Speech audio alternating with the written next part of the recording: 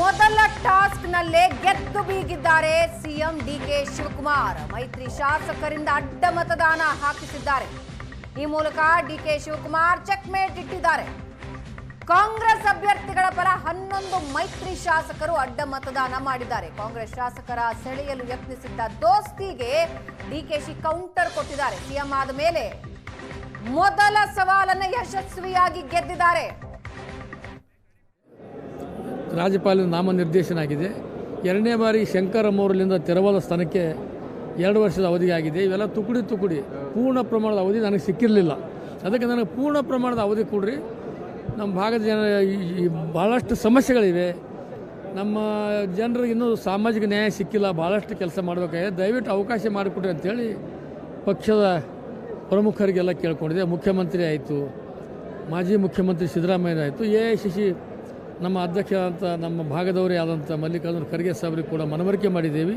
ನಮ್ಮ ಉಸ್ತುವಾರಿ ಮಂತ್ರಿ ಪ್ರಿಯಾಂಕ್ ಖರ್ಗೆಜಿಯವರು ಭಾಳಷ್ಟು ಮುತುವರ್ಜಿ ವಹಿಸಿ ನನಗೆ ಅವಕಾಶ ಮಾಡಿಕೊಟ್ಟರು. ಇವತ್ತು ಫಲಿತಾಂಶ ಬಂದಿದೆ, ಭಾಳ ಸಂತೋಷ ಆಗಿದೆ.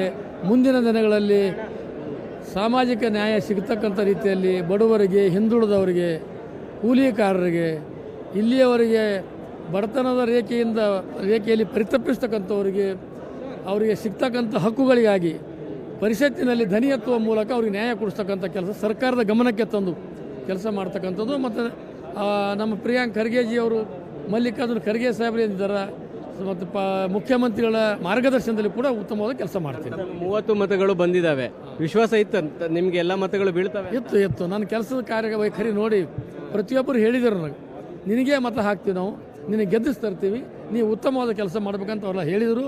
MB ಪಾಟೀಲ್ ಅಲ್ಲಿ, ಈಶ್ವರ್ ಖಂಡ್ರೆಯವರು, ಪ್ರಿಯಾಂಕ್ ಖರ್ಗೆಜಿಯವರು, ಮಲ್ಲಿಕಾರ್ಜುನ್ ನಮ್ಮ ದಾವಣಗೆರೆಯ ಮಂತ್ರಿಗಳಂತ ಮಲ್ಲಿಕಾರ್ಜುನ್ ಅವರು, ಮತ್ತು ಶಿವಾನಂದ ಪಾಟೀಲ್ರು, ಶರಣಬಸಪ್ಪ ದರ್ಶನಪುರವರು, MY ಪಾಟೀಲ್ರು, ಭಾಳಷ್ಟು ಇದು ನಮ್ಮ ಕಂಪ್ಲಿ ಗಣೇಶರವರು, ಮತ್ತು ನಮ್ಮ ಭಾಳಷ್ಟು ಮಂದಿ ಶಾಸಕರು ಒಳ್ಳೆಯ ಮನಸ್ಸಿನಿಂದ ನಾ ಗೆದ್ದು ಬರಲೇಬೇಕು ಅಂಥೇಳಿ ಯಾವುದೇ ಆಮಿಷಕ್ಕೆ ಒಳಗಾಲಾರದೆ ನಮ್ಮ ಶಿವರಾಜ್ ತಂಗಡಿಗೆಯವರು ಎಲ್ಲರೂ ಮಾಡಿ ನನಗೆ ಅವಕಾಶ ಮಾಡಿದ್ದಾರೆ.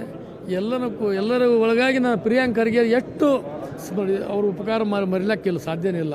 ನನ್ನ ಜೀವ ಹೋಗೋ ಮುಂದೂ ಪ್ರಿಯಾಂಕ್ ಖರ್ಗೆರಿಗೆ ಮರಿಬೇಡ್ರಿ ಅಂತ ನನ್ನ ಮನೆ ತನಕ ಹೇಳಿ ನಾವು ಹೋಗ್ತೀನಿ. JDS ಅವ್ರ ಬಳಿ ಮತ ಇಲ್ಲದೆ ಇದ್ರು ಕೂಡ ಅವರು ಅಭ್ಯರ್ಥಿ ಹಾಕಿ ಏನೋ ಮಾಡ್ತೀವಿ ಅಂತ ಹೊರಟಿದ್ರು. ಏನನ್ಸುತ್ತೆ ಸರ್, ಅವ್ರಿಗೆ ಏನು ಹೇಳ್ತೀರಿ? ಅಲ್ಲ, ದುಡ್ಡು ಕೊಟ್ಟು ಖರೀದಿ ಮಾಡಿ ಗೆದ್ದು ಬರಬೇಕಂತ ಪ್ರಯತ್ನ ಮಾಡಿದರು. ಅವ್ರ ಪ್ರಯತ್ನ ವಿಫಲ ಆಗಿದೆ, ಮುಂದೂ ವಿಫಲ ಆಗ್ತದೆ. ಆ ಪಕ್ಷನೇ ಬಹುಶಃ ಆಟಕ್ಕುಂಟು ಲೆಕ್ಕಕ್ಕಿಲ್ಲ ಎಂಬ ಭಾವನೆ ಇದೆ.